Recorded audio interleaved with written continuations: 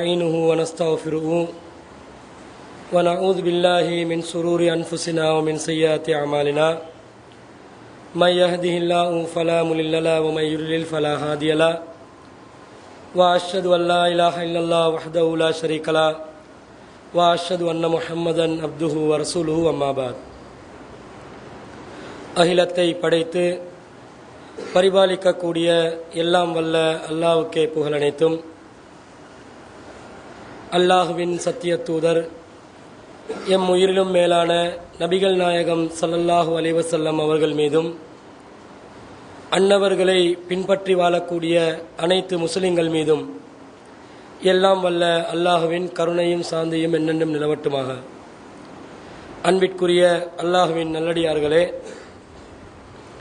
புனிதமிக்க ரமலான் மாதத்தில் அல்லாஹுவின் கடமையான ஜும்ஆவின் கடமையை நிறைவேற்றுவதற்காக நாம் எல்லாம் இந்த இடத்திலே ஒன்று குழுமிருக்கிறோம். இந்த அருமையான சந்தர்ப்பத்திலே இஸ்லாமிய சமுதாயம் அதிகமாக மறந்து இருக்கக்கூடிய அதே நேரத்தில் மறுமையில் வெற்றி பெறுவதென்று சொன்னால் கண்டிப்பாக கடைபிடித்து வாழ வேண்டிய ஒரு அம்சத்தை குறித்து உங்களுக்கு அறிவுரை கூறலாம் என ஆசைப்படுகிறேன். அல்லாஹ் தஆலா முஸ்லிம்களை ஒரு இலக்கை அடிப்படையாக கொண்டு படைத்திருக்கிறார். இந்த உலகத்திலே மனிதர்களை இறைவனை வணங்குவதற்காக வேண்டியே படைத்த வல்ல இறைவன் யாரெல்லாம் அந்த இறைவனை ஏற்றுக்கொண்டு அவனுடைய கட்டளைகளுக்கு அடிபணிந்து வாழ்கிறார்களோ அவர்களுக்கு மறுமையிலே சொர்க்கம் என்று சொல்லக்கூடிய ஒரு உன்னதமான வாழ்க்கையை, அழிவே முடிவே இல்லாத ஒரு வாழ்க்கையை, மரணம் இல்லாத துன்பம் இல்லாத ஒரு வாழ்க்கையை தயாரித்து வைத்திருக்கின்றான் என்ற செய்தியை இந்த இஸ்லாமிய மார்க்கம் ஊடாக வல்ல இறைவன் மனிதர்களுக்கு தெளிவுபடுத்துகிறான். மனிதர்கள் உலகத்திலே வாழக்கூடியவர்கள் பலவிதமான நோக்கங்களை அடிப்படையாக கொண்டு பல இலக்குகளை அடிப்படையாக கொண்டு வாழ்ந்து கொண்டிருக்கிறார்கள். ஒரு சிலர் வர்த்தக நோக்கத்திலேயே தன்னுடைய வாழ்க்கையை கழித்து கொண்டிருப்பதை நாங்கள் பார்க்கிறோம். இன்னும் சிலரை எடுத்துக்கொண்டால் இன்னொரு சாராருக்கு தீங்கிழைப்பதே அவர்களுடைய முழு வாழ்க்கையாக அமைந்திருப்பதை நாங்கள் பார்க்கிறோம். அதே நேரத்தில் இன்னும் ஒரு கூட்டத்தாரை எடுத்துக்கொண்டால் அமல் இபாதத்துகள் செய்வதிலேயே தங்களுடைய வாழ்க்கையை கழித்து வாழக்கூடிய ஒரு கூட்டத்தாரையும் நாங்கள் பார்க்கிறோம். இறைவன் திருமறை குர்ஆனிலே இந்த இலக்குகளில் எந்த இலக்கு இறைவனுக்கு விருப்பமானது என்பதை தெளிவாக குறிப்பிட்டிருக்கிறார். வலி குல்லின் விஜஹத்துன், ஒவ்வொருவருக்கும் ஒரு இலக்கு இருக்கிறது. உவ முவல்லிஹா, அவர்கள் அந்த இலக்கை நோக்கி தங்களுடைய பயணத்தை, தங்களுடைய கவனத்தை திருப்பி அவர்கள் நடமாடிக்கொண்டிருக்கிறார்கள். ஃபஸ்தபிகுல் ஹைராத், என்ன இலக்குகளை நீங்கள் வைத்திருந்தாலும் சரி, எதை நோக்கி நீங்கள் பயணித்தாலும் சரி, நீங்கள் கடைசியாக ஒரு இலக்கை கொண்டுதான் நீங்கள் வாழ்க்கையை அமைத்துக் கொள்ள வேண்டும். அந்த இலக்கு என்னவென்று சொன்னால் ஃபஸ்தபிகுல் ஹைராத், நன்மைகளை நோக்கி, நல்ல காரியங்களை நோக்கி நீங்கள் விரைந்து செல்லக்கூடியவர்களாக இருக்க வேண்டும். அப்ப இறைவன் எதை விரும்புகிறான் என்று சொன்னா, உலகத்திலே எவர்கள் நல்லமல்கள் செய்து வாழ்கிறார்களோ, யார் அமல் இபாதத்துகளில் இறை வணக்கத்தில் வாழ்கிறார்களோ, அதை இலக்காக வைத்து இருக்கிறார்களோ, அதை தான் இறைவன் விரும்பக்கூடியவனாக இருக்கிறான். பிறகு இறைவன் சொல்கிறான், ஐனமா தக்கூனு யஅதிபிகுமுல்லாஹு ஜமீஆ, நீங்க எங்கே இருந்தாலும், எந்த இடத்தில் இருந்தாலும், எந்த நாட்டில் இருந்தாலும், விண்வெளியில் இருந்தாலும், கடலுக்குள்ளே இருந்தாலும் உங்களை இறைவன் கொண்டு வருவான். எந்த மூல முடுக்கில் நீங்க வாழ்ந்தாலும் சரி, மறுமையிலே இறைவன் உங்களை அணிதிரட்டி இறைவனுக்கு முன்னால் உங்களை நிறுத்துவான். அந்த நேரத்தில் உங்களுக்கு எது பயனளிக்கும்?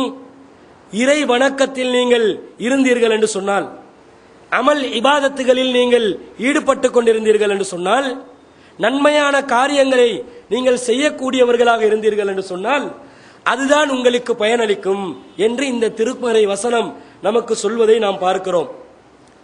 இந்த உலகத்திலே நாம் பார்க்கிறோம், பலர் அமல் இபாதத்துகள் செய்கிறார்கள். அந்த அமல் இபாதத்துகள் செய்யக்கூடியவர்களிடம் ஓரிரை கோட்பாடு சரியான முறையில் குடியிருக்காத ஒரு நிலையை நாங்கள் பார்க்கிறோம். இபாதத்துகள் அதிகமாக செய்வது மாத்திரம் இஸ்லாமிய மார்க்கத்தின் நோக்கம் கிடையாது. இஸ்லாமிய மார்க்கம் இறை வணக்கத்தில் மனிதர்கள் மூழ்கி இருக்க வேண்டும் என்று சொல்கிறது. ஆனால் அந்த இறை வணக்கம் எல்லாத்தையும் விட முதல் இடத்திற்கு வந்து எதை வைக்கிறது என்று சொன்னால் ஓர் இறை கோட்பாடு, ஏகத்துவம். சிலர் இபாதத்துகள் செய்கிறார்கள், அவர்களிடம் ஏகத்துவம் இல்லாமல் இருப்பதை நாங்கள் பார்க்கிறோம். அந்த இபாதத்துகளில் ஏதாவது பயன் இருக்கிறதா என்று சொன்னால் எந்த பயனும் கிடையாது. யார் இணை வைக்கிறார்களோ, யார் இணை கற்பிக்கக்கூடிய காரியங்களில் ஈடுபடுகிறார்களோ அவர்களுடைய நல்லறங்கள் அனைத்தும் அழிந்துவிடும் என்று இஸ்லாமிய மார்க்கம் பிரகடனப்படுத்துகிறது. நபிகள் நாயகம் ஸல்லல்லாஹு அலைஹி வஸல்லம் அவர்களை நோக்கிய இஸ்லாம் என்ன சொல்கிறது? லைன் அஸ்ரக்த ல யஹ்பிதன்ன அமலுக. நபிகள் நாயகமே, நீங்கள் அல்லாஹ்வுக்கு இணை வைத்தாலும் சரி, உங்களுடைய நல்லறங்கள் எல்லாம் அழிந்துவிடும். அப்ப நாங்கள் நல்லறங்கள் செய்ய வேண்டும், நல்லறங்கள் அதிகமாகவே செய்ய வேண்டும், அதை நோக்கி நாங்கள் விரையக்கூடியவர்களாக இருக்க வேண்டும். ஆனால் இணை வைக்கக்கூடிய காரியங்கள் நாங்கள் செய்யக்கூடாது. அதனுடைய சாயல் கூட எங்களுடைய உடம்பில் பதிய விடாமல் நாங்கள் எங்களை பாதுகாத்துக் கொள்ள வேண்டும் என்ற செய்தியை இஸ்லாம் சொல்லித் தருகிறது. இன்னும் சிலர் இருக்கிறார்கள், இணை வைத்தலின் சாயல் கூட தன்னுடைய மேனியில் படிய விட மாட்டார்கள். இணை வைத்தலுடைய அனைத்து வாசல்களையும் அடைத்து விடுவார்கள்.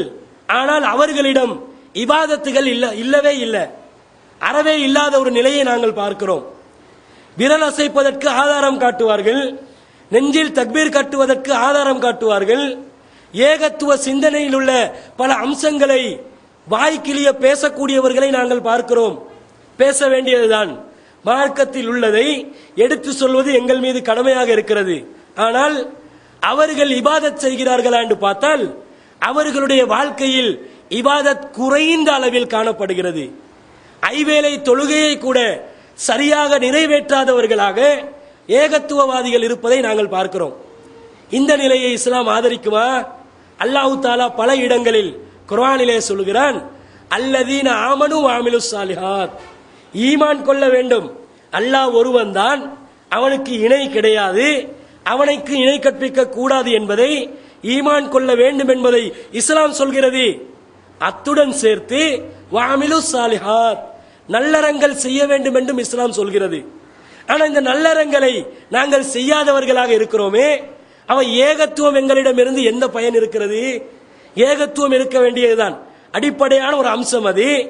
ஆனால் எங்களுடைய ஏகத்துவம் அதை அலங்கரிக்க வேண்டும் என்று சொன்னால், அதை அழகானதாக ஆக்க வேண்டும் என்று சொன்னால் இபாதத்துகள் அதிகமாக செய்யக்கூடியவர்களாக நாங்கள் இருக்க வேண்டும். யாருக்காவது ஒரு ஏகத்துவவாதியிடம் யாராவது போய் நீங்க ஏன் தொழாம இருக்கிறீங்க, ஏன் அமல் இபாதத்துகள் செய்யாம இருக்கிறீங்கன்னு கேட்டா உடனடியாக ரெடிமேட் பதில் ஒன்றை தயாரித்து வைப்பாங்க. என்னது? இணை வைக்காமல் மரணித்தால் அல்லாஹ் எல்லா பாவங்களையும் மன்னிப்பதாக சொல்கிறானே, அல்லாஹ் மன்னித்து விடுவான். அல்லாஹ்வுக்கு இணை வைக்காத நிலையில் நாங்கள் இறை வணக்கத்தில் ஈடுபடாமல் இருந்தாலும் அல்லாஹ் எங்களை மன்னித்து விடுவான் என்று ஒரு பதிலை சொல்லுவார்கள். ஆனா அல்லாஹ் அப்படிப்பட்ட ஒரு நிலையை எதிர்பார்க்கவில்லை. அல்லாஹ் எப்படிப்பட்ட ஒரு நிலையை எதிர்பார்க்கிறான்? பல இடங்களில் நல்லடியார்களை பற்றி சொல்லுகின்ற நேரத்தில் அல்லாஹ் என்ன சொல்கிறான்? யுமினூன பில்லாஹி வல் யௌமில் ஆகிர். அவர்கள் அல்லாஹ்வை நம்புவார்கள், மறுமை நாளை நம்புவார்கள். வயஅமுரூன பில் மஅரூஃப் வயன்ஹவுன அனில் முன்கர். நன்மையை ஏவுவார்கள், தீமையை தடுப்பார்கள். இதை ஏகத்துவவாதிகள் செய்து விடுவார்கள். வயுசாரிஊன ஃபில் கைராத். நன்மையான காரியங்களை நோக்கி அவர்கள் விரைந்து விடுவார்கள். அந்த வசனத்துல 4 அம்சங்களை ஏகத்துவவாதிகளிடம் பார்க்கலாம். அல்லாஹ்வை மறுமையை நம்புவார்கள், நன்மையை ஏவுவார்கள், தீமையை தடுப்பார்கள். வயுசாரிஊன ஃபில் கைராத். நன்மையான காரியங்களுக்கு விரைய வேண்டும் என்று, விரைந்து செல்ல வேண்டும் என்று, முந்திக் கொள்ள வேண்டும் என்று அல்லாஹ் சொல்கிறானே, அந்த அம்சத்தை அவர்களிடம் காண முடியாது. அப்ப அல்லாஹ் சொல்றான், உலாய்க மினஸ் சாலிஹீன். இந்த எல்லா அம்சங்களும் யாரிடம் குடிக்கொண்டிருக்கிறதோ அவர்கள் தான் நல்லடியார்கள். சொர்க்கத்துக்கு யாரு போவாங்க? நல்லடியார்கள் தான் போவாங்க. சொர்க்கத்துக்கு அல்லாவின் பார்வையில் யாரு சாலிஹானவர்களாக இருந்தார்களோ அவர்கள் தான் சொர்க்கம் புகுவார்கள் என்பதில் எல்முனை அளவும் சந்தேகம் கிடையாது. அப்ப அல்லாஹ் 5 சிஃபத்துகளை சொல்றான்டா, அதுல 4 மாத்திரம் பூர்த்தி செஞ்சு 5வது கண்டு கொள்ளாம இருந்தோம் என்று வைங்க, சொர்க்கத்துக்கு செல்வதற்கு முடியாமல் போய்விடும். அப்ப இது ரொம்பவும் கவனிக்க வேண்டிய ஒரு விஷயமாக இருப்பதை நாங்கள் பார்க்கிறோம். நபிமார்கள் அவர்கள் அல்லாஹ்வின் திருப்பொருத்தத்தை பெற்றவர்கள், அல்லாஹ்வுடைய விஷயத்தில் மிகவும் கவனமாக நடந்து கொண்டவர்கள், எல்லா விஷயங்களிலும் நன்மையை ஏவுவதில் அவர்கள் எந்த குறையும் வைக்கவில்லை, தீமையை தடுப்பதிலும் அவர்கள் குறையை வைக்கவில்லை. அவர்கள் எங்கள் எல்லாத்தையும் விட பலவிதமான கஷ்டங்களுக்கு முகம் கொடுத்தார்கள், துன்பங்களுக்கு முகம் கொடுத்தார்கள். ஒரு சமுதாயம் ஜாயிலியத்தான நிலையில் இருந்து கொண்டிருக்கக்கூடிய நிலையில் அவர்களுக்கு இஸ்லாமிய நேர்வழியை அறிமுகப்படுத்தியவர்கள் நபிமார்கள் எவ்வளவு சிரமங்கள் மேற்கொண்டார்கள் என்பதை திருமறை குர்ஆனிலே நாங்கள் பார்க்கிறோம். இந்த நபிமார்கள் எப்படிப்பட்டவர்கள் தெரியுமா? அவர்களுடைய பண்பை பற்றி அல்லாஹ் சொல்லுகின்ற நேரத்தில் இன்னஹும் கானூ யுஸாரிஊன ஃபில் கைராத், இந்த நபிமார்கள் நன்மையான காரியங்களை விரும்பி செய்யக்கூடியவர்களாக, அதன்பால் முந்திக் கொள்ளக்கூடியவர்களாக இருந்தார்கள். நபிகள் நாயகம் ஸல்லல்லாஹு அலைஹி வஸல்லம் அவர்களுடைய முன்பின் பாவங்கள் எல்லாம் மன்னிக்கப்பட்டு விட்டது. அவர்களுடைய பாவங்கள் எல்லாம் மன்னிக்கப்பட்ட நிலையிலும் அவர்கள் இறைவனுக்கு நன்றி செலுத்த வேண்டும் என்ற ஒரே காரணத்துக்காக வேண்டி இறை வணக்கத்தில் மூழ்கி இருந்தார்கள். இரவு நேரம் பூராகவும் அவர்கள் தொழுகையில் ஈடுபட்டு கொண்டிருந்தார்கள். அவர்களுடைய தூக்கம் குறைவாக இருந்தது. அவர்களுக்கு 5 நேர தொழுகைக்கு அப்பால் பட்டு 6வது வேளையாக அவர்களுக்கு தஹஜ்ஜுடைய தொழுகையும் கடமையாக இருந்தது. இந்த அளவுக்கு அவர்கள் அதிகமாக நன்மைகளை செய்தார்கள். இஸ்திக்ஃபார்கள் செய்திருக்கிறார்கள், தஸ்பீஹாத்துகள் செய்திருக்கிறார்கள், திக்ருகள் செய்திருக்கிறார்கள். எதற்காக செய்தார்கள்? அதான் நன்மை, முன் சென்ற பாவங்கள் எல்லாம் மன்னிக்கப்பட்டுருச்சு. பின்னாடி ஏதாவது பாவம் செய்தாலும் அதுவும் முன்கூட்டியே மன்னிக்கப்பட்டு விட்டது என்று நற்சான்று வழங்கப்பட்ட பிறகும் அவர்கள் செய்தார்கள் என்றால் நபிமார்களுடைய பண்பே இதுவாகத்தான் இருந்திருக்கிறது. அல்லாஹ்வுக்கு நன்றி செலுத்துவதற்காக வேண்டியாவது நாங்கள் வணங்க வேண்டும் என்ற நோக்கத்தில் அவர்கள் வணங்கி இருக்கிறார்கள் என்பதை நாங்கள் பார்க்கிறோம்.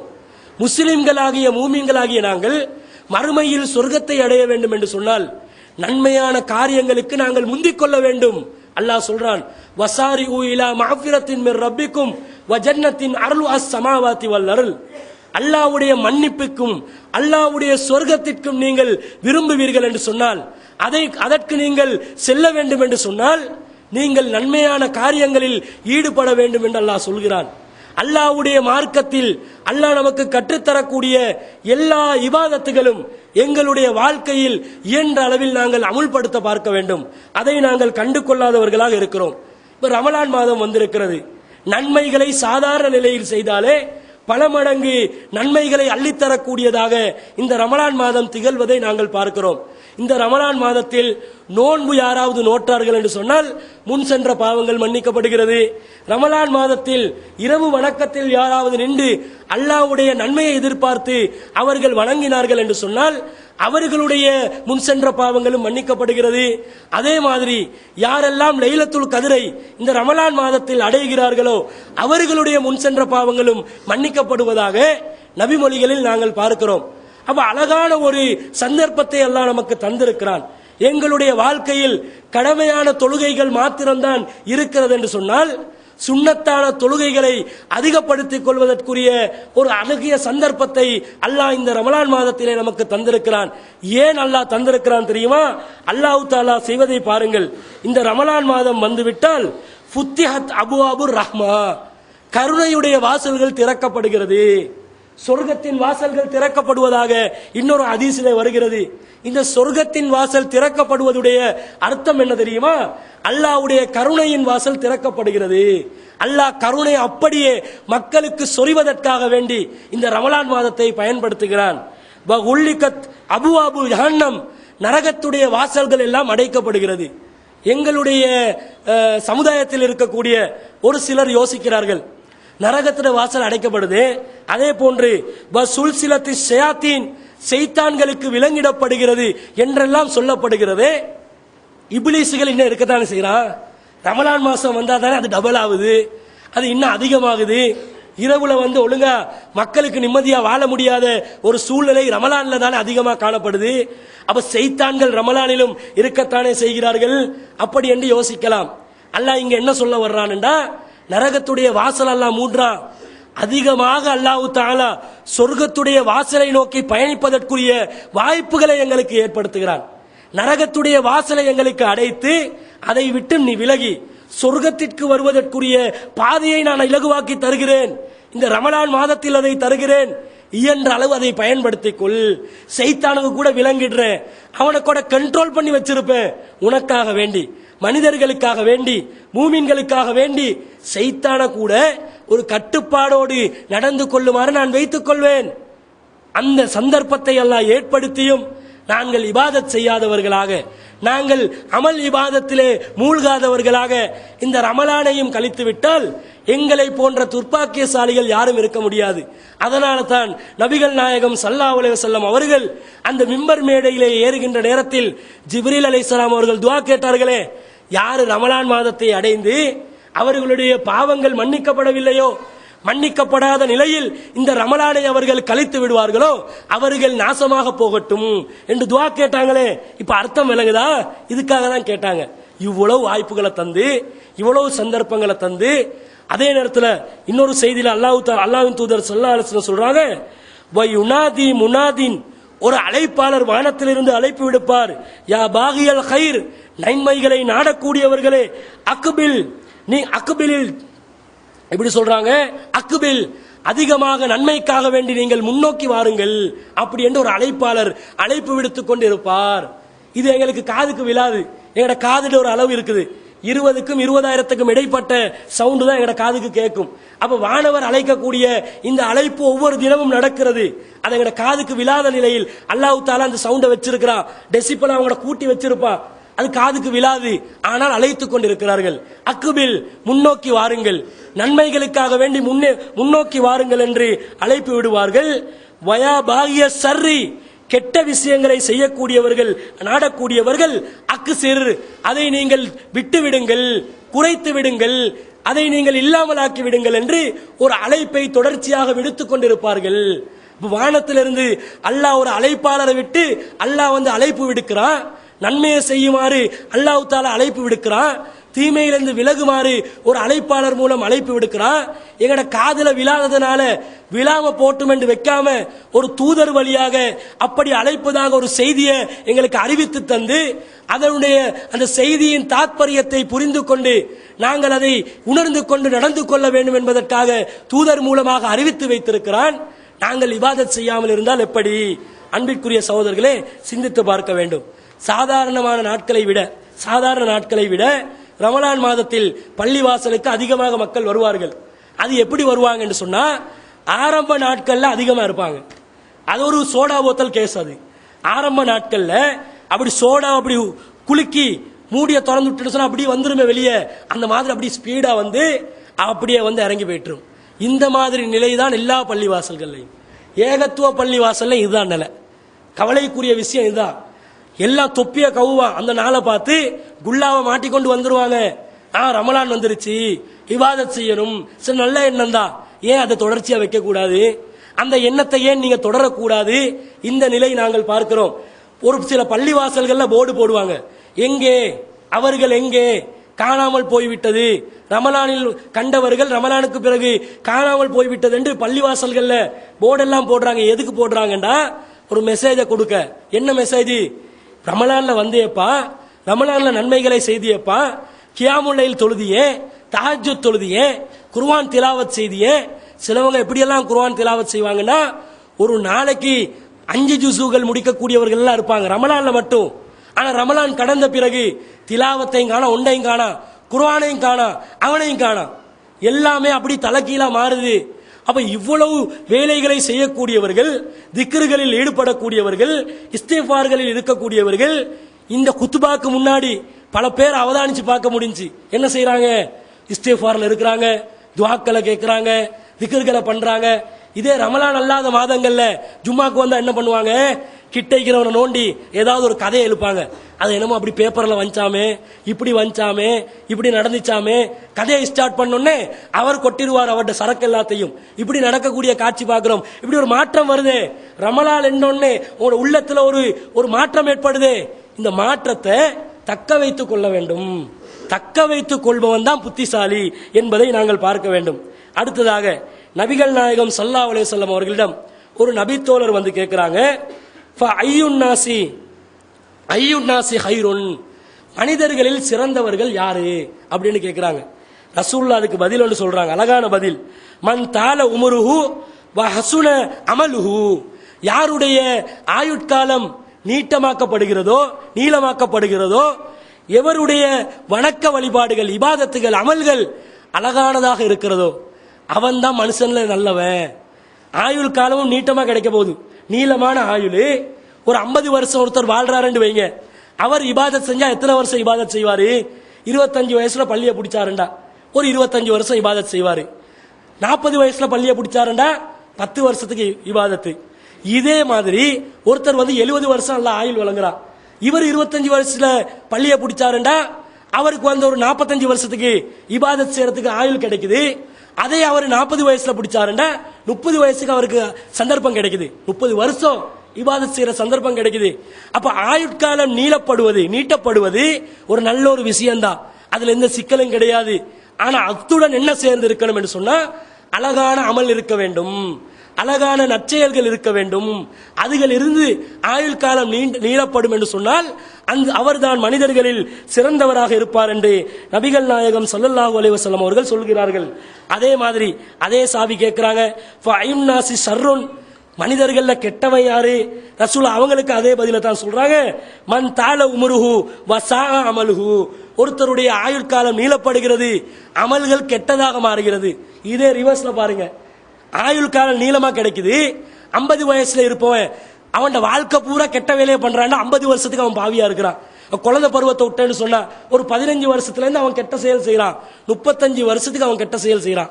இன்னொருத்தன் 70 வயசு வரை காட்டிலும் வாழ்றான், 15 வயசுல இருந்து அவன் கெட்ட செயல ஈடுபட்டான் என்று சொன்னா 55 வயசு வரை காட்டிலும் அவனுடைய கெட்ட செயல்கள் நீண்டிக் கொண்டிருக்கிறது. அது அவனுக்கு கெட்டதாக அமைகிறது. அதனால நபிகள் நாயகம் ஸல்லல்லாஹு அலைஹி வஸல்லம் அவங்க சொல்றாங்க, இது அவனுக்கு கெட்டதாக அமைகிறது, எனவே அவன் கெட்டவனாக கருதப்படுகிறான். அதனால் அன்பிற்குரிய சகோதரர்களே, ஒருத்தருக்கு 70 வயசு வரை காட்டிலும் ஆயுள் காலம் கிடைச்சிச்சண்டா அல்லது 80 வயசு வரை காட்டிலும் ஆயுள் காலம் கிடைச்சிச்சண்டா அது ஒரு பாக்கியமாக ஆக்கிக்கொள்ள வேண்டும், துர்ப்பாக்கியமாக ஆக்கிக்கொள்ள கூடாது. நல்லதை செய்யணும். நாங்க பாக்குற எங்க சமுதாயத்தில் 60-70 வயசுல உள்ளவங்க எல்லாம் ஸ்போர்ட்டிங் அந்த டைமிங் என்ன சொல்லுவாங்க, ரேஸ் புக்கில இருக்கிறாங்க. ரேஸ் புக்கில இங்கிலீஷே தெரியாது, இவருக்கு இங்கிலீஷ் வாசிக்கவே தெரியாது. தெரிஞ்சா ரேஸ் புக்கிக்கெல்லாம் போயிட்டு இருக்க மாட்டாரு. எங்கேயாவது ஒரு இடத்துல பென்ஷன் எடுத்துக்கொண்டு இருப்பாரு, வேலை பார்த்து நல்ல உத்தியோகம் பார்த்து பென்ஷன்ல இருப்பாரு. இவருக்கு இங்கிலீஷ் விளங்காது. ஆனா என்ன பண்ணுவாரு, சரியா குதிரோட பேரு விளங்கும் இவருக்கு. அதுதான் இதுதான், இந்த இடத்துல போட்டி போட்டா இந்த குதிரோட கால் பக்கலாவி இருக்குது, இந்த குதிரை தான் நல்லா ஓடும், இதெல்லாம் நல்லா நுணுக்கமா பார்த்து, கண்ணும் விளங்காது, கண்ணாடிய போட்டு நல்லா தூக்கி தூக்கி பார்த்து குதிரோட பேருக்கு அடிப்பார் 50 ரூபாய்க்கு. ரேஸ் தாளொண்ட அடிச்சு 24 மணித்தியாலும் அதுக்குள்ளதான் அவட வாழ்க்கை. இவருடைய ஆயுள் காலம் எப்படி அமைச்சண்டா, ரசூல் ஸல்லல்லாஹு அலைஹி வஸல்லம் சொல்றாங்க, கெட்ட மனிதன். சிலவங்க என்ன பண்ணுவாங்க, தொப்பிய போட்டுக்கொண்டே ரேஸ் புக்கில இருப்பாங்க. சில ரேஸ் புக்கிகளுக்கு பேர் வச்சுக்கிறாங்க ஹலால் பெட்டிங் சென்டர். ஹலால் பெட்டிங் சென்டரா? என்னடா ஹலால் பெட்டிங் சென்டர் பார்த்தா, ஹலால் சான்றிதழ் ஜமியத்துல் உலமா வழங்கிச்சான்னு பார்த்தா, அந்த பெட்டிங் சென்டர் ஓனர்ட பேர் ஹலால். ஓனர்ட பேர் ஹலால் என்றதுனால வெக்கம் இல்லாம ஹலால் பெட்டிங் சென்டர் போட்டு இருக்கிறான். இந்த டேம் ஸ்ட்ரீட்ல ஒரு சாராய கடை பிஸ்மில்லான்னு போட்டானா, பிஸ்மில்லா சாராய கடை என்று போட்டான். எல்லாரும் கேம கேட்டாங்க, டேய் பேரை மாத்துடா, என்னடா பிஸ்மில்லான்னு போட்டுட்டா அப்படின்னு சொல்லும். அவர் உடனே மாத்திட்டாரு. இந்த மாதிரி ஒரு அநாகரிகமான ஒரு காட்சியை சமுதாயத்தில் பார்க்கிறோம். ஏன் பார்க்கிறோம்னா, இபாதத் இல்ல. இபாதத் இல்லாததுனால எங்களுடைய வாழ்க்கையெல்லாம் மானக்கேடானது செய்யறதுக்கு எங்களுடைய உள்ளம் எங்கள் தூண்டப்படுது. தொழுகையை பொறுத்தவரையில் அல்லாஹ் தஆலா தொழுகைக்கு வைத்திருக்கக்கூடிய மிக உயர்ந்த நட்பலன் என்னன்னு சொன்னா, இன்ன ஸலாத்த தன்ஹா அனில் ஃபஹ்ஷா வல் முன்கர், தொழுகை மானக்கேடான விஷயத்தை அகற்றிவிடும். அதே மாதிரி வெறுக்கத்தக்க அருவருக்கத்தக்க விஷயங்களை அது அப்படியே இல்லாமலாக்கிவிடும். அப்படிப்பட்ட ஒரு நல்ல அமல் தான் தொழுகை. அந்த தொழுகை அவருடைய உள்ளத்துக்கு வரல, அவருடைய உடலுக்கு வரல, அவருடைய செயற்பாடுக்கு வரல. வராததுனால அவருக்கு இந்த மாதிரி அநியாயமான காரியங்கள்ல ஈடுபடுவதற்கு மனது தூண்டப்படுகிறது என்பதை நாங்கள் பார்க்கிறோம். மறுமையிலே அல்லாஹ் தஆலா விசாரணை நடத்துவான். முதல் விசாரணை எதுக்குன்னு சொன்னா, இதாக்கான நபி ஸல்லல்லாஹு அலைஹி வஸல்லம் சொல்றாங்க, இன்ன அவ்வலமா யுஹாசபு பில் அப்து யௌமல் கியாமா, கியாமத் நாளில் ஒரு மனிதர் முதலில் எதை நோக்கி விசாரிக்கப்படுவார் என்றா, மின் அமலிஹி ஸலாத்துஹு, அவருடைய அமல்களில் தொழுகையை பற்றி தான் விசாரிக்கப்படுவார். எப்படி தொழுந்திருக்கிற என்றதுதான் ஃபர்ஸ்ட் கேள்வி. எல்லாரும் மறுமையில அல்லாஹ் எங்கெந்த எக்ஸாமை ஸ்டார்ட் பண்ணுவான்னு ஒரு பயத்தில் இருக்கிறோம். மறுமையில அல்லாஹ் விசாரணை நடத்துவான். பலவிதமான வடிவங்கள்ல விசாரணை நடக்கும். சில நேரம் அல்லாஹ் போர்வையை போட்டு அடியாருக்கும் தனக்கும் மட்டும் தெரிகிற மாதிரி அல்லாஹ் விசாரணை நடத்துவான். அப்படி விசாரணை நடந்தாலும் சரி, பகிரங்கமா வச்சு கேட்டாலும் சரி, எப்படி கேட்டாலும் சரி, ஃபர்ஸ்ட் கேள்வி தொழுகையை பத்தி.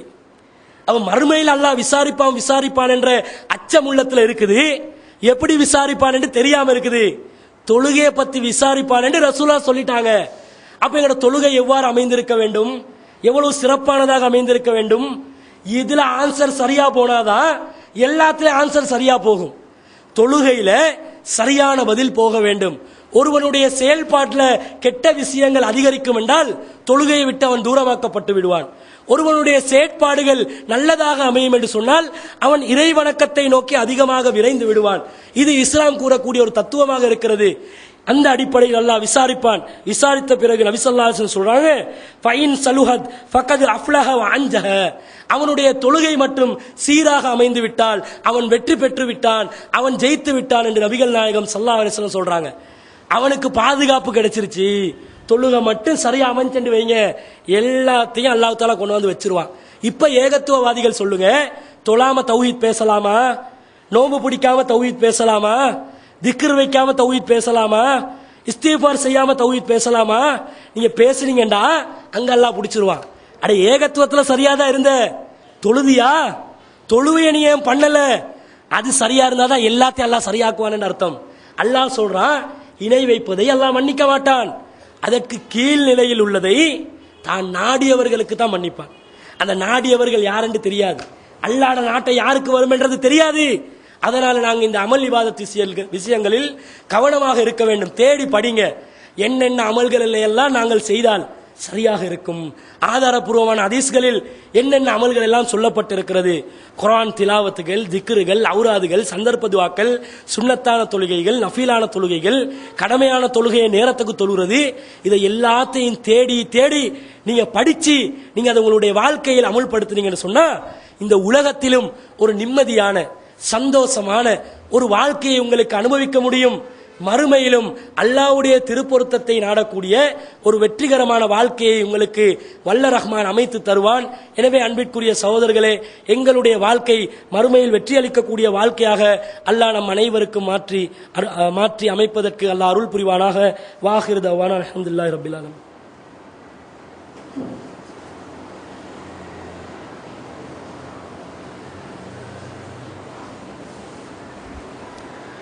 அன்பிற்குரிய சகோதரர்களே,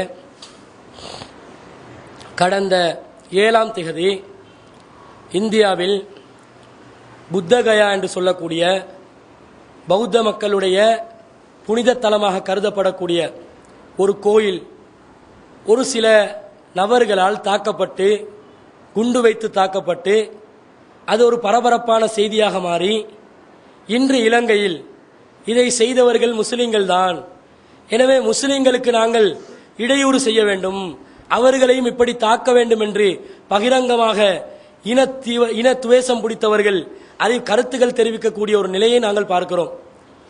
ஒரு புனித தலம் தாக்கப்படுவது கண்டிக்கத்தக்க விஷயம்தான். இஸ்லாமிய மார்க்கம் பள்ளிவாசல்கள் மாத்திரம் கிடையாது, அடுத்த மதத்தவர்களுடைய வழிபாட்டு தலங்களையும் பாதுகாக்குமாறு இஸ்லாமிய மார்க்கம் சொல்லித் தருகிறது. இவர்கள் இந்த அடிப்படையில் குண்டு வைத்தது அங்கே ஒரு சில தீவிரவாத அமைப்புகள் தான் செய்திருக்கிறார்கள் என்று சந்தேகத்தின் பெயரால் தான் அறிவித்திருக்கிறார்கள். லக்சரே தைபா என்று சொல்லக்கூடிய தீவிரவாத அமைப்பு தான் இதை செய்திருக்க கூடும், அல்லது வேறொரு தீவிரவாத அமைப்பிட பேரை சொல்லி இவர்கள் செய்திருக்க கூடும் என்று அவர்கள் முன் ஆரம்பத்தில் அறிவித்து, பிறகு சிசிடிவி கேமரால அது யாரு தாக்கினாங்கன்ற அந்த தகவலை பார்த்து ஒரு சில நபர்களுடைய முகங்கள் அப்படி எடுத்து கைது செய்து அவர்களுக்கு விசாரணை நடத்தப்பட்டு வருகிறது. இன்னும் அவர்கள் தான் தாக்கினார்கள், தாக்கப்பட்டவர்கள் தாக்கியவர்கள் யார் என்ற செய்தி உறுதிப்படுத்தப்படவில்லை. அது முஸ்லிம்களாகவும் இருக்கலாம், முஸ்லிம் அல்லாதவர்களாகவும் இருக்கலாம். உலகளாவிய ரீதியில் இஸ்லாமிய பேரில் ஜிஹாத் என்ற ஒரு கும்பல், ஜிஹாத் என்ற பேரில் ஒரு கும்பல் இஸ்லாத்துக்கு எதிரான செயற்பாடுகளில் ஈடுபட்டு வருகிறார்கள். இவர்களுடைய தாக்குதலாகவும் அது இருக்கலாம், அல்லது இந்து தீவிரவாதிகள் இருக்கிறாங்க, அவர்கள் இலங்கையுடைய விஷயத்தில் மிகவும் கடுமையான போக்கை கடைபிடிக்கக்கூடியவர்களாக இருக்கிறாங்க, RSS போன்ற தீவிரவாத அமைப்புகள், அவர்களுடைய தாக்குதலாக கூட இருக்கலாம். இன்னும் உறுதி செய்யப்படுத்தப்படவில்லை. உறுதிப்படுத்தப்படாத நிலையில் இலங்கையில் பொதுபல சேனா என்ற அமைப்பு என்ன சொல்றாங்க, இதை முஸ்லீம்கள் தான் செஞ்சாங்க, எனவே முஸ்லீம்களை நாங்க தாக்கணும், முஸ்லீம்களுக்கு எதிராக இந்த இலங்கையில் நாங்க நடவடிக்கை எடுக்கணும் என்று இவங்க கருத்து தெரிவிக்கிறாங்க. உங்க கருத்துக்களுக்கு எங்களையும் பொறுமையில் ஒரு எல்லை இருக்குது. நீங்க பேசி பேசி வர்றீங்க, பொதுபல சேனா என்ற அமைப்பு கருத்துக்கள் சொல்லி சொல்லி வர்றாங்க, எங்களுக்கு முஸ்லீம்களுக்கு ஒரு பொறுமையிட எல்லை இருக்குது, அந்த எல்லையை தாண்டி சென்று வைங்க, நாங்களும் களத்தில் குதிக்க வேண்டிய நிர்பந்தத்துக்கு தள்ளப்படுவோம். அப்புறம் உங்களோட எல்லா வண்டவாளத்தையும் தண்டவாளத்தில் கொண்டு வந்து அப்படி நாரடிக்க வேண்டிய ஒரு சூழ்நிலை ஏற்படும் என்பதை அவர்களுக்கு நாங்கள் இதனூடாக தெரிவித்துக் கொள்கிறோம்.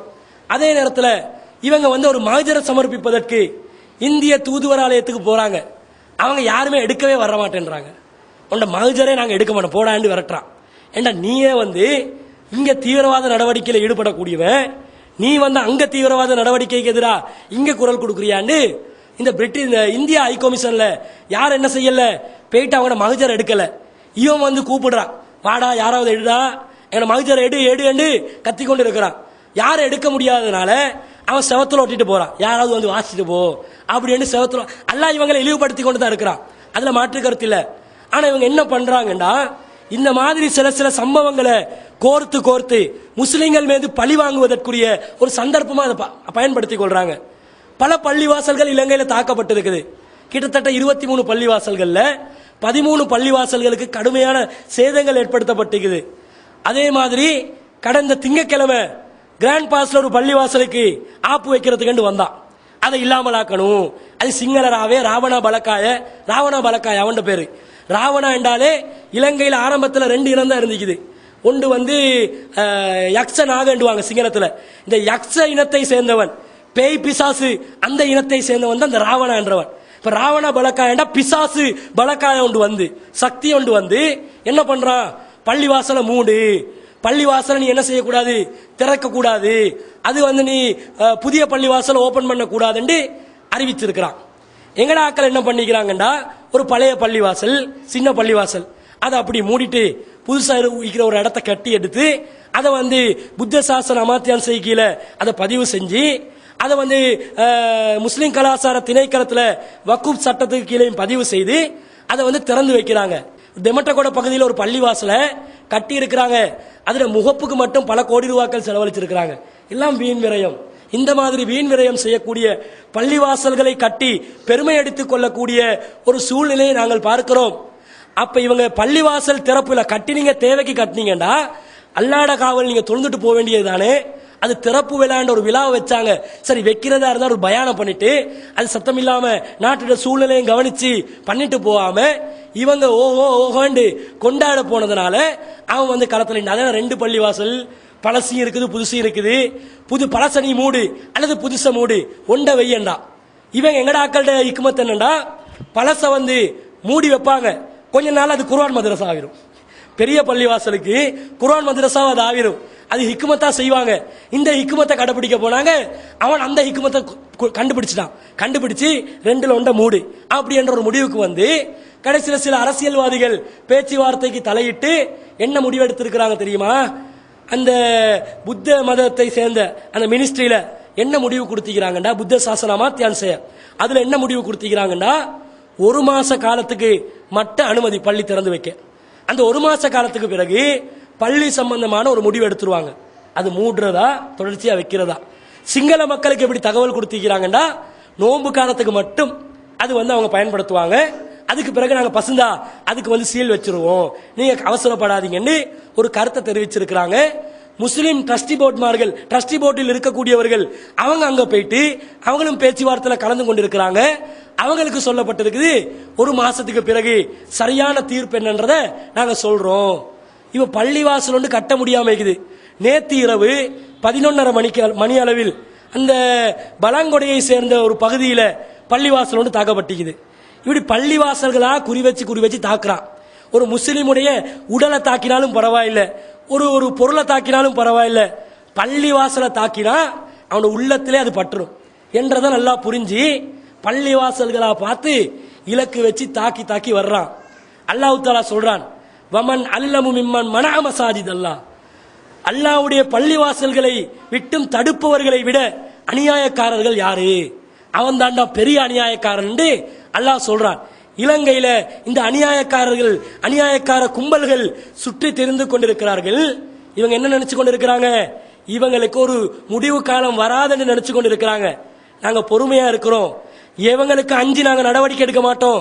சட்டத்துக்கு உட்பட்ட நிலையில ஜனநாயக நாட்டில் எங்களுடைய உரிமைகளுக்காக வேண்டி நாங்க போராட நினைச்சோம் என்று சொன்னா எங்களை நிறுத்த முடியாதவங்களுக்கு இந்த அரசாங்கத்துக்கு நாங்க பதிவு செய்து கொள்கிறோம், பாதுகாப்பு அமைச்சுக்கும் பதிவு செய்து கொள்கிறோம், போலீசாருக்கும் பதிவு செய்து கொள்கிறோம். இதை ஒழுங்கா பார்த்து பள்ளிவாசல் தாக்கப்படுறத நிறுத்துங்க. நிறுத்தலன்னு சொன்னா மக்கள் என்ன செய்வோம்? அப்படியே மக்களை ரோட்டுக்கு இறக்கி எங்களை உங்களுக்கு தடுக்க முடியாமல் போய்விடும். அல்லாஹ்வுடைய உதவி எங்களுக்கு இருக்கிறது, பெரிய ரஹ்மான் எங்களுடன் இருக்கிறான், உதவி செய்யக்கூடிய ஆற்றல் உள்ள அந்த ரஹ்மான் எங்களோடு இருக்கிறான். அவன் இருக்கின்ற நேரத்தில் எந்த ஒரு சக்திக்கும் நாங்கள் அஞ்ச மாட்டோம். எங்களுடைய உயிர் போனாலும் சரி, இந்த இஸ்லாமிய சமுதாயத்திற்காக நாங்கள் குரல் எழுப்புவதற்கு தயாராக இருக்கிறோம். நாங்க இறங்காம இருக்கிறத நினைச்சு பயந்து போய் அடக்கி வாசிக்கிறாங்க தப்பு கணக்கு போட்டுறாதீங்க. பொறுமையாக இருக்கிறோம். ஒரு சில கட்டம் தான் அந்த பொறுமைக்கு. அது தாண்டி சென்று சொன்னா நடவடிக்கைகளில் நாங்களும் ஈடுபடுவதற்கு அஞ்ச மாட்டோம் என்ற செய்தியையும் நாங்கள் பகிரங்கமாக அறிவித்துக் கொண்டு சட்டத்துக்கு உட்பட்ட நிலையில் ஜனநாயக வழிமுறையில் அந்த நடவடிக்கைகளில் நாங்கள் ஈடுபடுவோம் என்ற செய்தியையும் தெரிவித்துக் கொண்டு இதனை அரசாங்கம் கவனத்திற்கு எடுக்க வேண்டும் என்ற செய்தியையும் பதிவு செய்து கொண்டு என்னுடைய உரையை நிறைவு செய்கிறேன். வாஹிரு தவானா.